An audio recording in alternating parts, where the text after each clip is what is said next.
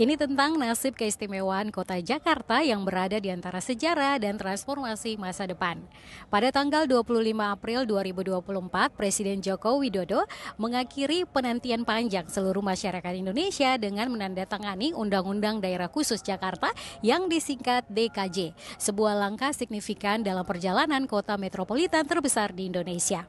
Munculnya pertanyaan mendasar tentang apakah Jakarta masih dapat disebut Ibu Kota Republik Indonesia setelah penandatanganan undang-undang ini. Pasal 63 dari undang-undang tersebut memberikan gambaran jelas bahwa Jakarta masih diakui sebagai Ibu Kota Negara setidaknya sampai keputusan final tentang pemindahan Ibu Kota diputuskan. Namun perubahan status menjadi daerah khusus Jakarta menandai tahap baru dalam perjalanan Jakarta sebagai pusat kekuasaan. Pada awalnya, Jakarta dikenal sebagai daerah khusus Ibu Kota atau DKI, sebuah gelar yang mencerminkan peran pentingnya dalam administrasi negara. Namun dengan perubahan ke status DKJ, Jakarta menghadapi tantangan identitas baru. Meskipun bukan lagi ibu kota formal, Jakarta masih memegang peran penting dalam pemerintahan nasional walaupun mungkin dengan dinamika yang berubah. Tidak dapat dipungkiri bahwa Undang-Undang DKJ memiliki implikasi besar bagi masa depan Jakarta. Selain mengatur perubahan status, undang-undang ini juga memperjelas peran Dewan Kawasan Aglomerasi dan memberikan landasan hukum bagi perubahan penting dalam tata kelola Jakarta sebagai pusatnya Indonesia.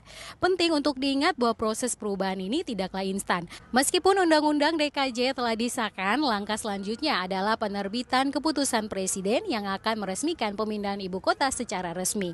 Jakarta dan Indonesia secara keseluruhan masih akan menghadapi periode transisi yang menantang, dengan banyak keputusan strategi yang perlu diambil untuk memastikan kelancaran proses tersebut.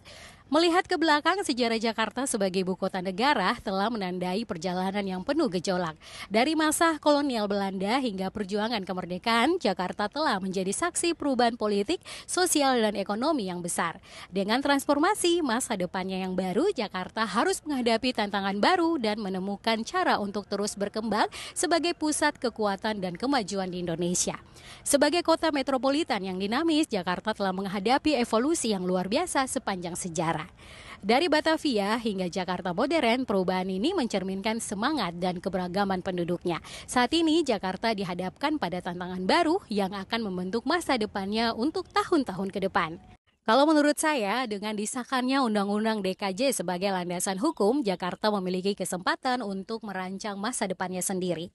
Dengan kepemimpinan yang bijaksana dan partisipasi publik yang aktif, Jakarta dapat menjelma menjadi kota yang lebih terbuka, berkelanjutan, dan berdaya saing tinggi. Karena hanya dengan kerja keras dan tekad yang kuat, Jakarta dapat memenuhi potensinya sebagai salah satu kota terbesar dan paling berpengaruh di dunia. Kalau menurut kamu bagaimana?